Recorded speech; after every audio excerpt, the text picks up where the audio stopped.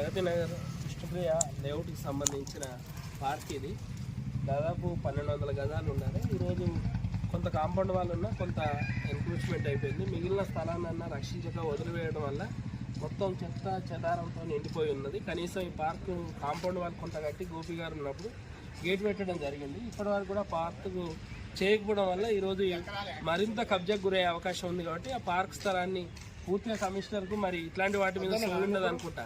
రోడ్లో బొమ్మలు వేసుడు గ్రిల్లు పెట్టుడు కాదు, కానీ ఉన్న పార్కులన్నా క్లీన్ చేసి ప్రజలకు అందుబాటులో తేవాలని, కబ్జా గురి కాకుండా చూడాలని మేము డిమాండ్ చేస్తున్నాం.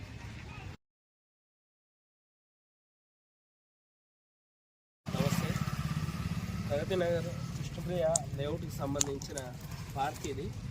దాదాపు 1200 గజాలు ఉండాలి. ఈరోజు కొంత కాంపౌండ్ వాళ్ళు ఉన్న కొంత ఎన్క్రోచ్మెంట్ అయిపోయింది. మిగిలిన స్థలాన్ని రక్షించక వదిలివేయడం వల్ల మొత్తం చెత్త చెదారంతో నిండిపోయి ఉన్నది. కనీసం ఈ పార్కు కాంపౌండ్ వాళ్ళు కొంత కట్టి గోపి గారు ఉన్నప్పుడు గేట్ పెట్టడం జరిగింది. ఇప్పటివరకు కూడా పార్కు చేయకపోవడం వల్ల ఈరోజు మరింత కబ్జాకు గురయ్యే అవకాశం ఉంది. కాబట్టి ఆ పార్క్ స్థలాన్ని పూర్తిగా కమిషనర్కు మరి ఇట్లాంటి వాటి మీద సోయి ఉండదు అనుకుంటా.